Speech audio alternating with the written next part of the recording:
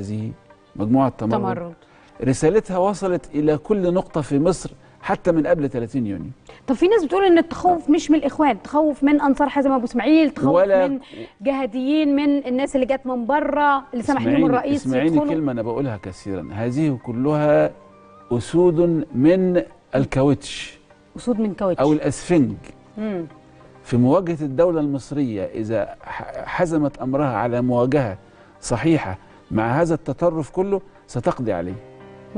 الوضع في سيناء مختلف، سيناء معركة مشتعلة والتواجد الأمني فيها ضعيف بالنسبة للمساحة، فمن الطبيعي أن ممكن ضابط يخرج لوحده ويجيب حاجة فيترصدوا قاتل ويقتله.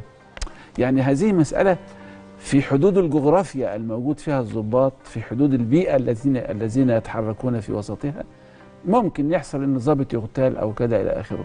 تمام. لكن هذا لا يدل على أنه الأمن المصري ضعيف وغير قادر على أن يرد الصعصعين إذا حاول أي حد أن يخرج على القانون. طيب، نصيحة سريعة جدا للدكتور مرسي قبل قدوم 30 يونيو. أتمنى أن يكون عنده مجموعة من العقلاء، وأنا لا أعتقد أنهم انتهوا من حياة الإخوان، ما زال هناك عقلاء ممكن يعتمد عليهم في تقدير الموقف بطريقة صحيحة. يعملوا إيه بسرعة؟ وأن يدرك جيدا أنه لابد أن يتراجع عن كل الخطوات العدوانية التي اتخذها في مواجهة الشعب وفي مواجهة المعارضة.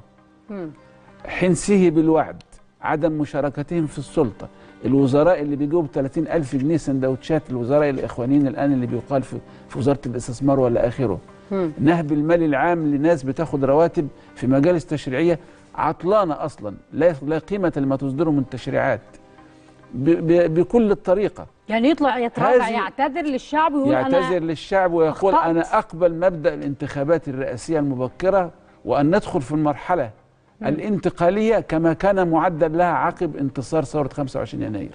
ملخصها معروف. طب ما هو ممكن لو اتعمل انتخابات رئاسية مبكرة وهو تقدم في الانتخابات ما ينجحش؟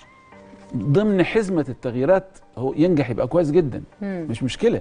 أصل الناس لا تكره الشخص لذاته، لكن لتصرفاته التي تنم عن أنه يشتري مصلحة فريق ولا يشتري مصلحة الوطن، وأنه يأخذ قراراته بأدمغة مجموعة خاصة جدا ولا يأخذ قراراته بأدمغة مجموع الخبراء المصريين. تمام. فالمسلك نفسه هو المكروه وليس الشخص في حد ذاته.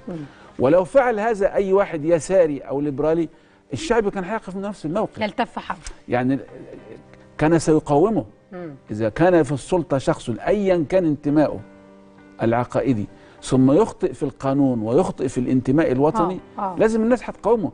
مش العبرة هنا انه اسلامي، العبرة انه فاشل. لكن لو اعتذر طبعا هل الناس هتصدقه ولا تقول لك ده كلامه خلاص؟ لا، هو هيعتذر ضمن حزمة اجراءات، لكن مش الاعتذار كلام طيب. اللي بيقولوا انا اجري للناس واروح لكل حته، كلام غير مقبول. انا بشكرك شكرا جزيلا دكتور عبد الستار المليجي، القيادي الاخواني السابق واحد مؤسسي حركه كفايه. اشكرك